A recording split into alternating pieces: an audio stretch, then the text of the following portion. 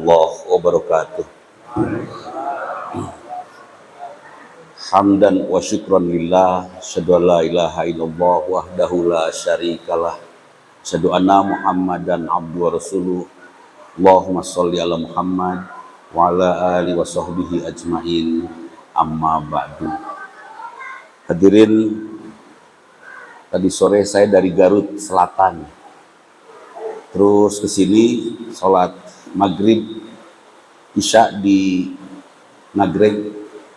Alhamdulillah sampai ke sini pas waktunya selesai witir. Dan Masya Allah, di perjalanan banyak sekali orang-orang yang tidak saum. Mungkin karena dalam perjalanan ya, anggap ke safar gitu. Nah, saya bahagia karena saya masih menikmati saum tahun ini. Dan satu hal lain, apa kegiatan saya di Garut Selatan padahal saya orang Ciberem di Bandung.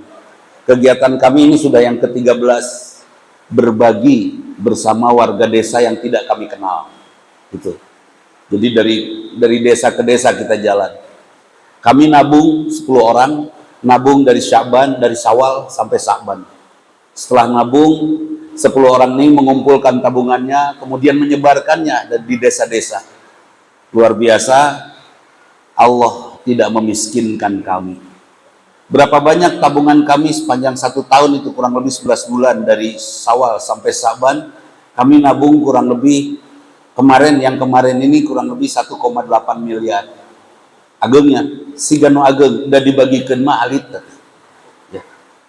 Sebab kami punya keyakinan yang disebut kaya itu, nu disebut beunghar teh, bukan orang yang banyak uang, tapi orang yang banyak berbagi. Itu. Kami ingin disebut kaya. Kami ingin berbagi terus. Setiap Jumat kami keliling di Bandung Raya untuk berbagi. Setiap Ramadan kami keliling seperti ini. Letih memang.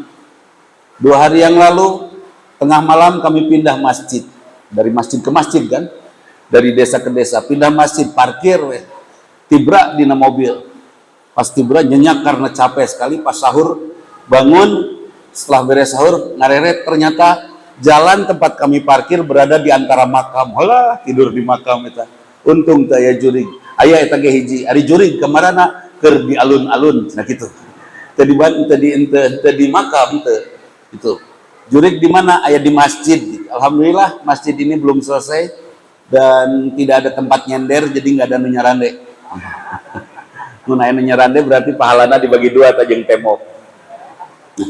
Hadirin, Syahrul Ramadan, Syahrul Quran.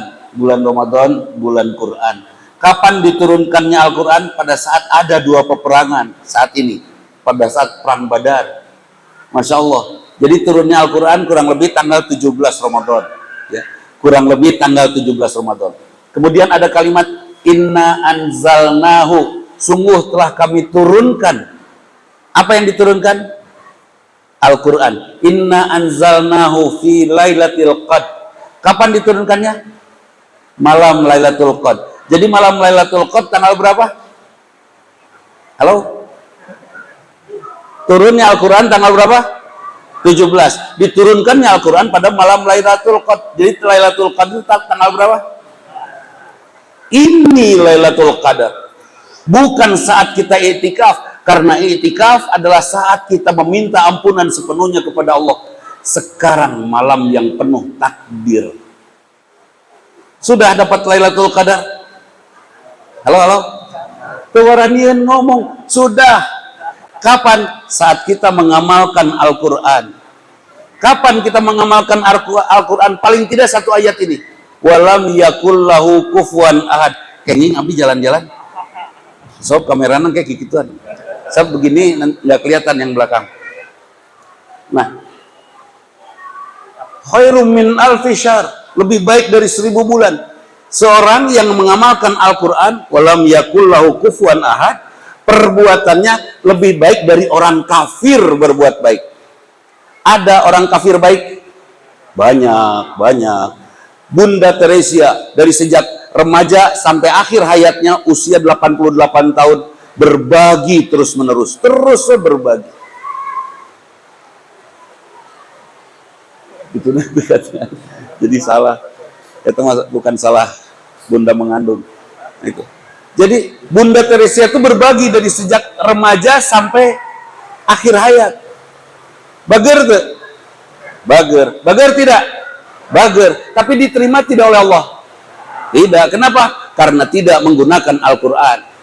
Bapak berbuat baik 1.000 rupiah kepada orang lain sekali saja jauh lebih baik dari Bunda Teresia seumur hidup. Karena Bapak dapat pahala, dia tidak. Pak Kartos?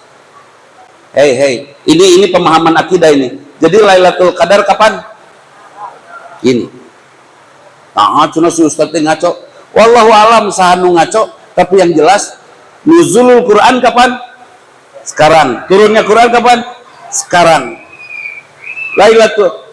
Inna anzalnahu fi Lailatul Qadar. Sungguh telah aku turunkan Al-Quran pada malam Lailatul Qadar. Kapan? Sekarang. Nah, itu tanggal 27 Ramadan. Di mana? Kata Rasulullah.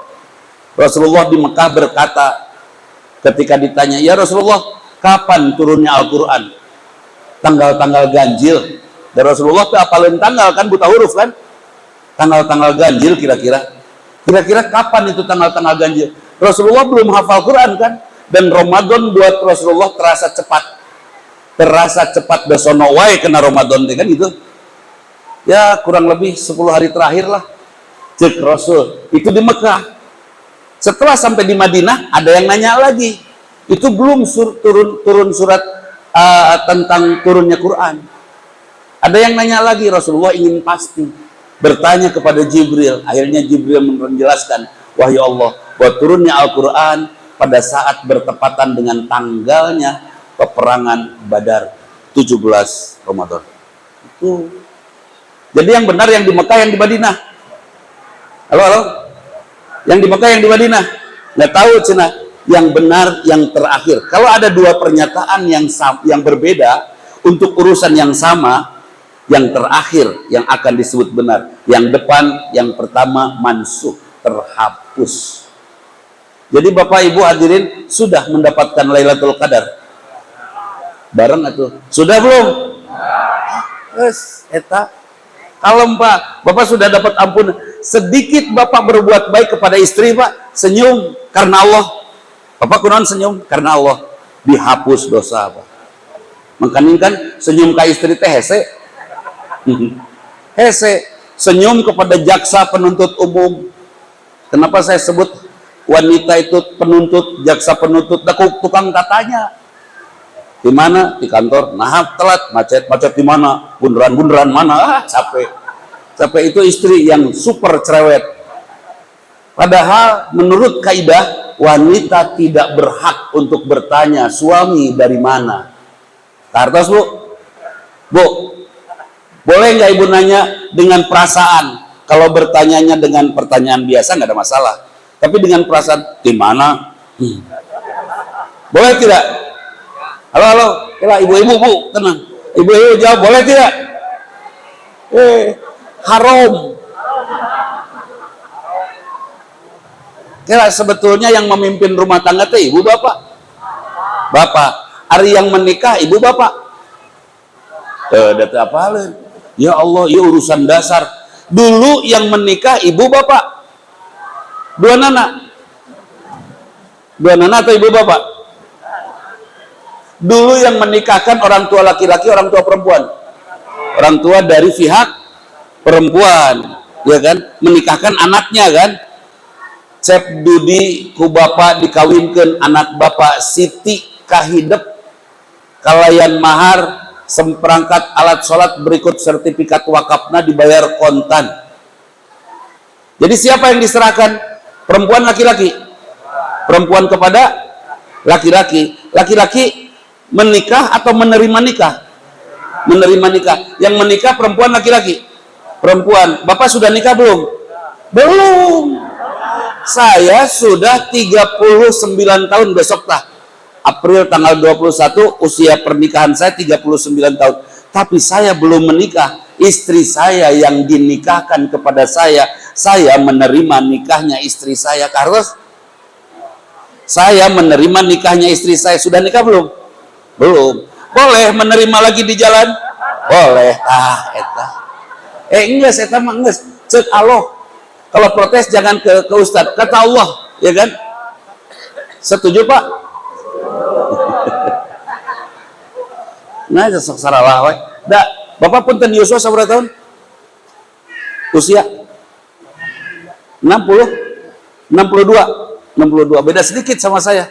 Saya 42. Stong protes. Sudah rumah tangga berapa tahun? Ngitung deh. Apalin bu, saya bojona satu apalin. Sudah nikah belum, Pak? Belum lah. Yang nikah istri, kepada bapak nerima nikahnya istri gitu. Kartos Bu, kenapa wanita tidak boleh protes? Karena menitipkan hidup, kita menerima hidup, Pak. Karena kita katitipan, pan orang teh katitipan, karena katitipan, maka tugas kita menjaga dengan sungguh-sungguh. Dulu waktu menerima nikahnya istri, gelis tuh. Kita jatuh cinta karena cantik bukan? Ya. Jaga kecantikan itu sampai akhir hayatnya. Kembalikan kepada Allah tetap dalam keadaan cantik. Kalau sekarang sudah tidak cantik, urang nu dosa. Hartos berat jadi lalaki teh. Matak ibu ulah kerung wae. Bisi awet kolot, ya. Ulah kerung wae. Karena kerung menghilangkan kecantikan. Karena itu Pak, tolong bahagiakan ibu, Pak. Kenapa membahagiakan istri? Karena tugas kita menerima nikahnya, membahagiakan dan mengantarkannya pulang kepada Allah tetap dalam keadaan cantik. Eta Ustad bojona tos 38 tahun rumah tangga, gelis keneh, insya Allah rambut belum memutih, masih keneh plek hidung, padahal rairakan nama tos bararodas rambut teh.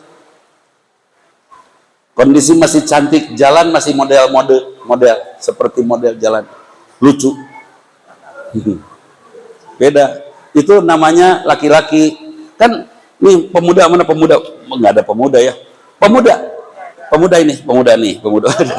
Siap. Bapak pemuda. Laki-laki yang hebat adalah laki-laki yang membuat seorang wanita semakin cantik setelah menjadi istrinya. Ece, menigelis. Sanggeus kawin teh nya ku si AA diogo, alhamdulillah gitu. Indahnya. Ece meni acak-acakan kieu rudet kieu disiksa euy, pan aya beda deui tah. Hati-hati. Kepada para pemuda jadilah laki-laki hebat. Sekarang kita lihat, bapak kita hebat enggak? Tinggal ibuna. Kalau ibuna bagi rudet ya sudah. Can hebat gitu kan. Itu aja ukurannya. Sederhana. Baik, kembali lagi. Walam yakul lahu kufuwan ahad. Sudah kita amalkan, sudah? Musyrik tidak kita? Tidak ya. Menyembah Tuhan yang lain? Tidak. Membuat Tuhan yang lain selain Allah? Tidak. Tidak ada Tuhan selain Allah. Tidak ada saingan yang bisa sama dengan Allah. Sudah kita amalkan. Mana yang lebih takut? Ditinggalkan Allah atau ditinggalkan uang? Halo? Bapak punya tabungan? Malu oleh Allah bangunan ini belum beres. Bro, tong asa-asa. Sepakat? Nu punya liar, yang tidak punya mah sepakat. Aman. Ya, nu boga mah sepakat lah, bukan nu boga liar. Ya, itu ketika uang sudah bersaing dengan Tuhan, bahaya itu.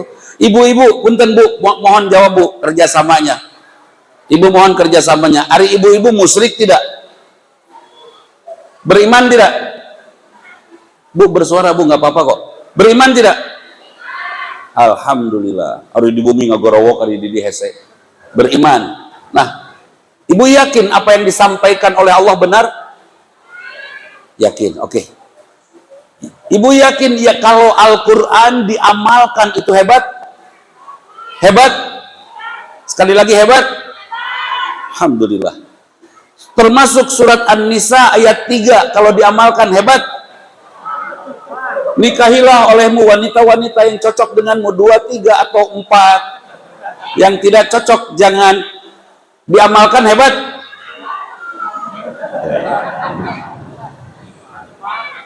Wa in khiftum alla ta'dilu fawahidah. Apabila kamu tidak mampu berbuat adil maka satu saja. Tapi bagaimana tahu adil atau tidaknya kalau kita tidak pernah nyoba? Hebat tidak? Kalau meni nafsu gitu. Hebat tidak, Bu? Gitu. Ibu berani melawan Allah?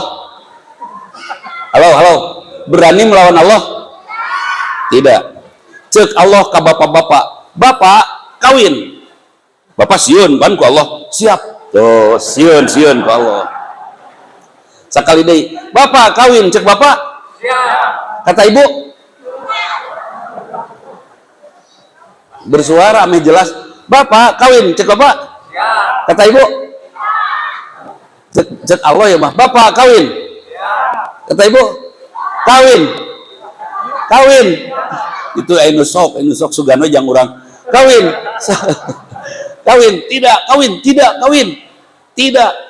Tidak. Eta keur pasea jeung saha?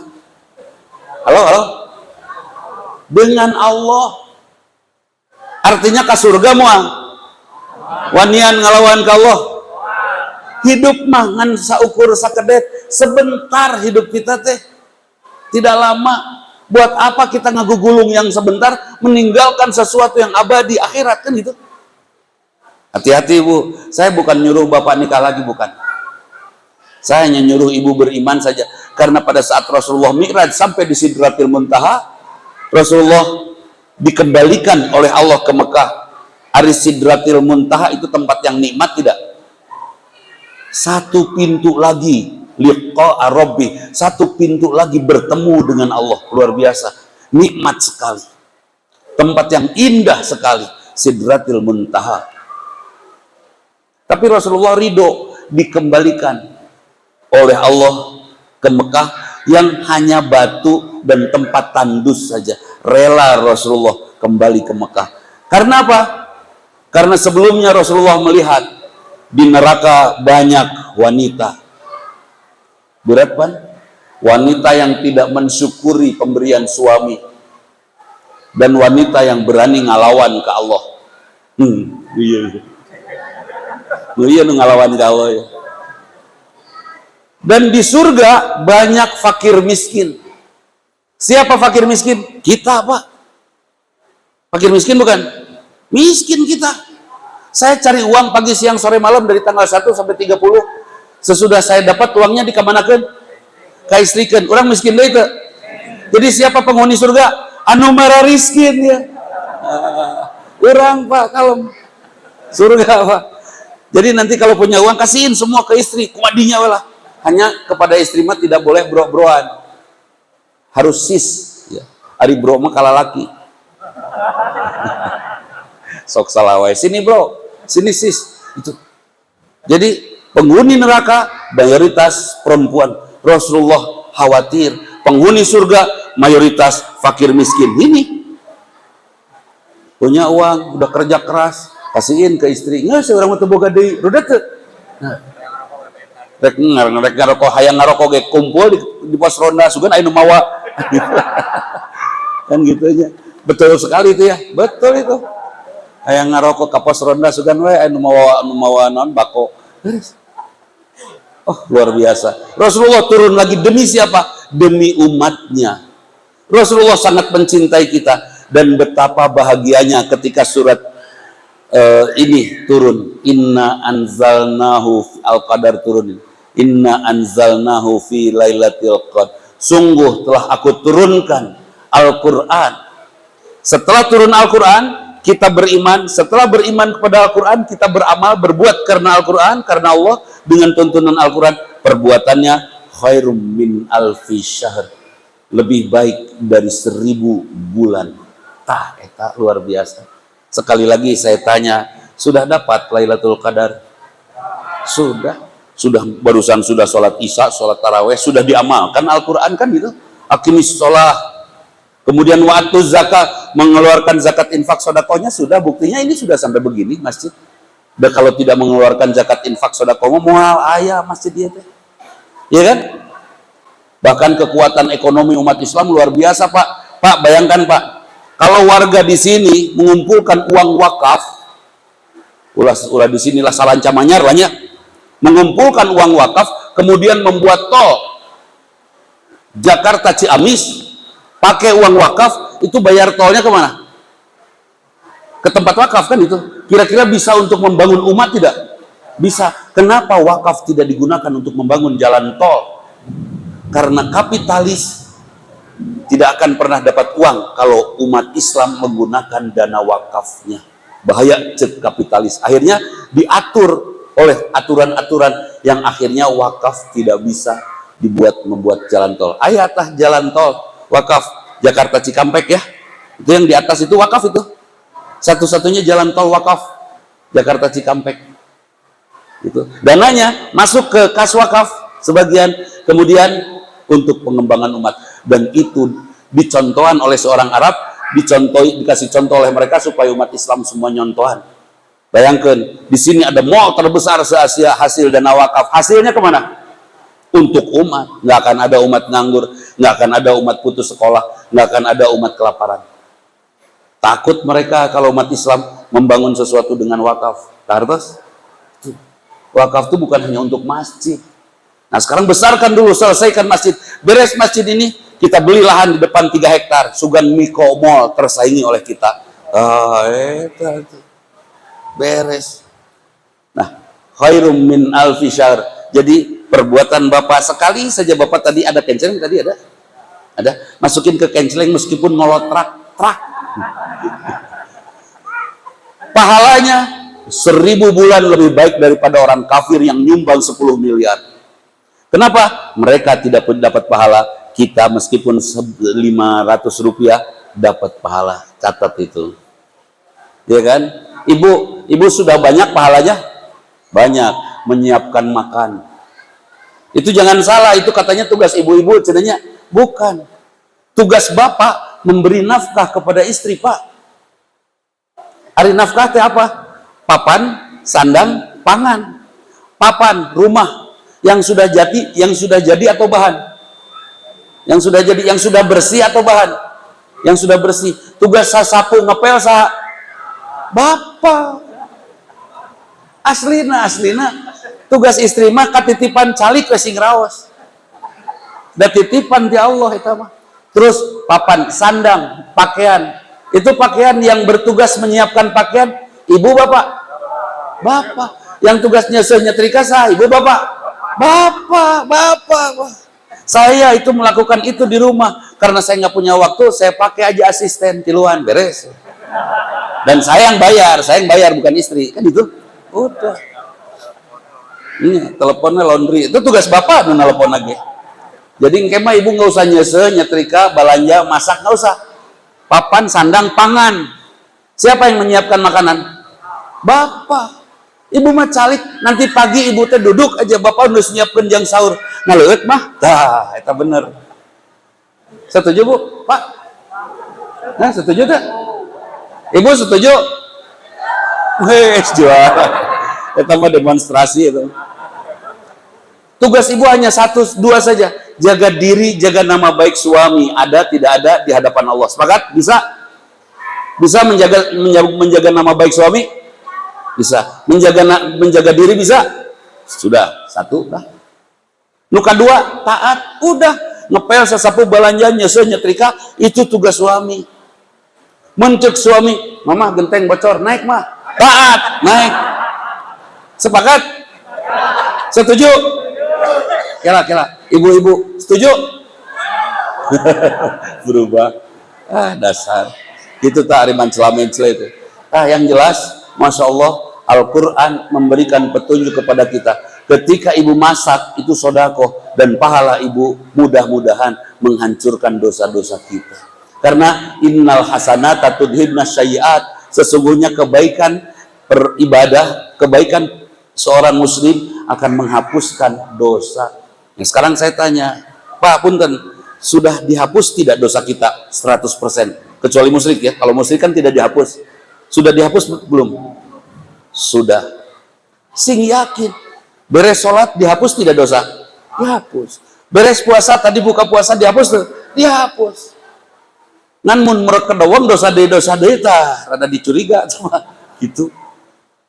Kita sudah beres Pak, pulang kita ke surga Pak. Insya Allah. Meskipun saya sudah masuk usia ini, masih banyak sekali keraguan-raguan. Ya Allah, dosa saya mungkin sudah Engkau hapus, tapi amal yang Kau perintahkan belum saya laksanakan semua. Tadinya dosana, saya belum melaksanakan apa yang diperintahkan oleh Allah. Baca Quran, saya baca tapi belum maksimal. Aqimis sholat, lakukan sholat, saya sholat tapi belum maksimal. Atuz zakat, saya infak sedekah zakat tapi belum maksimal. Itu mungkin yang nanti akan menjadi kesalahan saya karena tidak memaksa berbuat baik sungguh-sungguh. Kalau kita Pak berbuat baik sungguh-sungguh Pak, moal aya pasea di rumah aslina. Senin Kemis ya di luar Ramadan ya, bangun sahur, ya kan? Sepanjang sahur jangan lupa istighfar terus. Astagfirullahaladzim, astagfirullah. Sepanjang sahur, karena istighfarnya orang yang sahur diterima oleh Allah. Istighfar terus. Beres sahur ke masjid, berwudu, terus sholat syukrul wudu, terus sholat qobla subuh, terus berdoa. Setelah itu diantara sholat dengan sholat doanya diijabah. Jadi kalau sudah sholat qobla subuh atau sholat qobla duhur, qobla ba'da maghrib, beres sholat qobla duhur, berdoa, doanya diijabah. Juga pada saat khutbah pertama beres, khotib duduk, apa yang diucapkan? Ya, berdoalah. Ini saat yang pendek yang akan diijabah, luar biasa. Khotib duduk, berdoa, ya Allah anugerahkan hidayah kepada presiden. Cukup, ya, mudah-mudahan beliau jadi bijaksana. Cukup. Itu. Berdoa, ya Allah, istrinya cerewet, ya Allah, cekek, ya Allah. Cukup. Istri cerewet, cekek. Istrinya tukang mentawai duit, ya Allah, ya Allah, ya Allah. Mudah-mudahan pun bojo konaah. Itu berdoa di antara khutbah dan khutbah. Terus itu beres sholat duhur, ba'da duhur, ya kan? Beres ba'da duhur, titipin. Kalau kita kerja dimanapun, 5 menit saja kailulah, tidur. Ba'da duhur, tidur 5 menit, itu sunnah Rasul. Sehat Pak, anti stroke. Ulah manteng deui, wow, manteng pikiran kekerjaan. Gak usah nyarane heula. Man ulah mokal simut, mokal bantal ulah. Ya, kailulah namanya. Beres itu kerja lagi. Kerja karena waktunya pendek, kira-kira akan sungguh-sungguh tidak? Sangat sungguh-sungguh. Beres sholat duha menuju sholat duhur, waktunya pendek. Sungguh-sungguh kita bekerja. Beres duhur sampai asar, waktunya pendek. Sungguh-sungguh kita kerja. Kan itu. Nanti sholat asar, wudhu lagi, syukrul wudhu, tahiyatul masjid, sholat asar, terus beres, pulang ke rumah, di jalan bermacet-macet, sambil macet jangan mengeluh, macet, udah percuma, kita mau jadi lancar, istighfar saja. Ketika kita dalam kesulitan, istighfar terus. Beres sampai rumah, buka saum. Sudah buka saum, sholat maghrib, ba'da maghrib, wudhu dulu, syukrul wudhu dulu, tahiyatul masjid dulu, terus sholat maghrib, ba'da maghrib, ada doa di sela-selanya. Beres itu baca Quran sampai isya. Beres isya, ba'da isya pulang ke rumah, ngobrol ringan sama anak istri. Kira-kira aya waktu teu sih jang boga kahayang nu aneh-aneh? Aya teu? Wah, moal aya. Aya waktu teu sih jang hayang kawin deui? Moal aya. Moal aya. Mun urang ibadahna rekep siga kitu. Moal kata nagian ibadahna kawin deuna. Oh, mohon. Pun bojo ge miwarang kita teh kasim kuring. Bu, apal teh pun bojo. Dulu waktu usia saya 36, saya minta nikah sama istri saya. Mi kawin saha? Bapak. Maksudnya hayang dua. Si bapak. Nya kawin, mah ada Allah ge miwarang atuh. Nya sok, lain sok. Seperti Nabi Ibrahim, tolong carikan istri untuk bapak. Kan Nabi Ibrahim jadi pangmiladikeun ku Siti Sarahnya. Cek Siti Sarah teh atuh, cek Nabi Ibrahim teh, atuh jeung saha Sarah kawin deui geus kolot kieu. Itu aya gadis lucu Hajar. Disebutlah Siti Hajar. Ya kawin jeung Siti Hajar kan itu. Sudah nikah dengan Siti Hajar aman. Jadi siapa yang mencarikan istri? Bapak atau ibu? Ibu. Istri saya mencarikan istri untuk saya. Saya pergi haji waktu itu Pak. Pulang pergi haji ada wanita cantik di rumah dong. Asli. Aslina asli. Saya kaget, Umi kita saha Umi? Cenah bapak hoyong nikah deui. Alah, ini gelis gitu, nya sok atuh. Dan saya marah sama istri saya. Saya kan 36 tahun, sementara dia gelis 68. Hari gelis geus kolot batu dah expire. Saya marah selalu, ari Umi kumaha ente terjadi. Akhirnya dari situ saya tidak mau minta nikah lagi, da sieun kitu deui. Karena buat saya nyari istri kedua tuh tidak boleh sendiri, bahaya, bisi dosa kan, harus merayu, harus bohong, harus rudet lah, mending dipangmilarikeun. Waktu Dede Yusuf jadi wagub, ada anak buahnya datang ke rumah, sahabat istri saya, masih muda, pramuka, gelis, janda ditinggal wafat, pengusaha, wah, ready for use, tanpa harus ngurus, itu juara. Saya pulang umroh, dia ada, Umi, saya temen getol tahajudnya, gelisnya, iya sih, Senin Kemis puasana, seminggu dia di rumah. Saya, Umi, Pak, dulu Bapak pernah pengen nikahkan, terus Umi insya Allah bisa kompak sama dia, nikahi dia. Saya marah dong, eta ngagebrak meja, ari Umi lain tiba heula tuh. Nama geus melendoynya, sudah melendoy sekarang mah geus teu lain wayahna geus ah. Saya bilang geus. Sudah sekarang Bapak sudah khusyuk pulang ke Allah. Jalan saya lurus mau ke mana-mana, ke Allah saja itu. Jadi tos teu kiatnya. Aya apa kalau pengen kiat, aya jamu dewa, madu dewa. Saya punya aslina boga pesan guys pokoknya. Atau ini Bu, tiap pagi ya, nanti kalau Bu tidak Ramadan, pagi-pagi wortelnya lokal, jangan yang beli di supermarket atau di frozen, jangan. Wortel lokal di pasar kecil-kecil kan, sama tomat nu lokal aja yang kecil biasa, nu beureum, blender aja kental ban, caian saeutik. Pagi-pagi minum, sebelum tidur minum.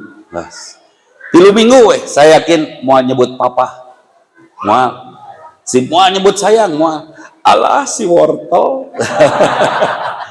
Dasar si tomat gitu meureun nyebutna teh.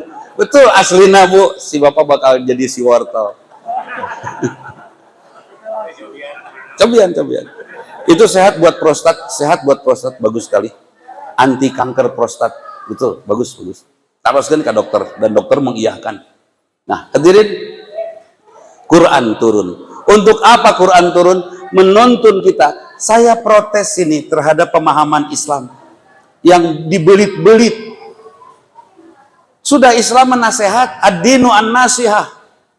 Islam itu nasihat, wailul lil musallina alladzina hum an salatihim sahun. Celaka untuk orang-orang yang salat yang lalai dari salatnya. Dina salat minta rizki tapi kedul na kabina-bina. Dina salat minta sehat tapi kalakuanana tidak, bukan perbuatan sehat. Ya. Di dalam salat kita minta kepada Allah keselamatan tapi kalakuan picilakeun. Saya pergi ke Garut, pakai motor RX King. Salat di masjid tadi saya. Uswatun hasanah, ngadoa, ya Allah selamatkan perjalanan saya menuju Garut. Setarding, tadi rem, peletak, nabrak, maut, surga mual. Beres sholat tah, surga mual. Karena saya minta selamat, ari kalakuan picilakaun. Gitu. Siga ibulah di rumah, di musola rumah, ibu berdoa, ya Allah, anugerahkan bagi kami rumah tangga sakinah, ya Allah, sakinah, ya Allah. Nangis. Datang suaminya, mah, kunci mobil mana? Karena doa, lemari, deket TV. Sakinah ya Allah, balik deh. Lemari mana mama? Panon teh dijual kepada ada deket TV, ujang. Tutup deh, karena kersolat Sakinah ya Allah, sakinah. Itu dikabul, digaplok. Wailul lil musallina alladzina hum an salatihim sahun. Celaka untuk orang-orang yang salat yang lalai dari salatnya, itu maksudnya. Kabura maqtan indallahi an taqulu ma la taf'alun. Kebencian yang besar dari Allah untuk orang yang berbicara tetapi tidak berbuat. Saya berbicara, saya tidak berbuat, dosa buat saya. Bapak berbicara, assalamualaikum warahmatullahi wabarakatuh, keselamatan bagimu, rahmatan berkah Allah. Beri amak-amakan di jalan, kasengol ku batur ngamuk, kehalangan ku batur ngamuk, itu salamnya diamalkan tidak? Tidak. Terus bapak maca Quran, ibu maca Quran. Di dalam Quran ada kalimat nisaukum harsulakum hadfa'tu harsakum anna syi'tum. Istrimu adalah kebun bagimu, datangilah kebunmu sesuka hatimu. Dari ibu henteu siga kebun. Kebun itu sejuk, indah, tiis, menyenangkan, tibra ngecicing di kebun. Dia kan gitu ya. Ari mah ramibig pikasieun pikakeun ararate stres, itu kebun leuweung. Istrimu adalah leuweung bagimu, maka tebanglah, hati-hati jangan jadi leuweung. Gitu.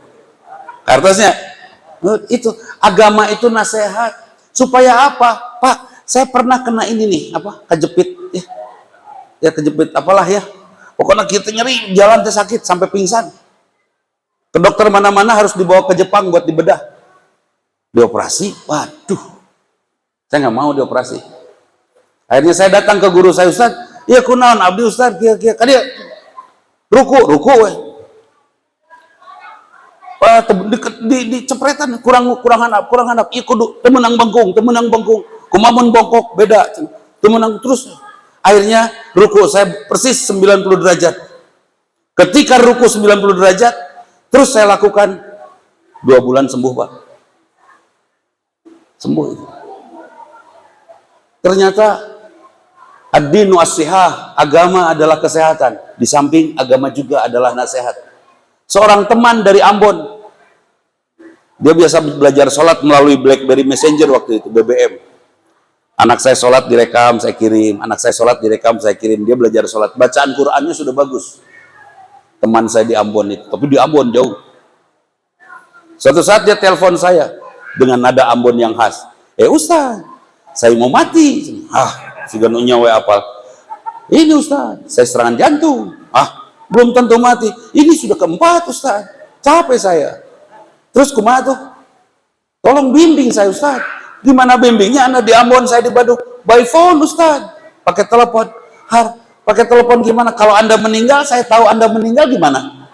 Allah sudah meninggal. Sudah Ustaz, pendoa sudah. Berat. Terus kumaha tuh? Saya pengen husnul khotimah Ustaz. Bingung saya. Akhirnya saya suruh dia sholat 2 rakaat. Sholat apa Ustaz? Sholat mutlak 2 rakaat, kapanpun itu bisa, dimanapun, di situ sambil itu. Wudhu, kalau tidak bisa wudhu, tayamum. Sholat mutlak. Panjangkan bacaannya, jangan yang pendek-pendek. Sugan maut ke sholat, saya bilang begitu kan? Diamalkan itu. Lama dia, parum teleponan. Saya hanya pikir aja, mudah-mudahan masjid ini tidak diimami orang Ambon dengan nada yang khas ya. Umpama di imaman ini Bismillahirrahmanirrahim.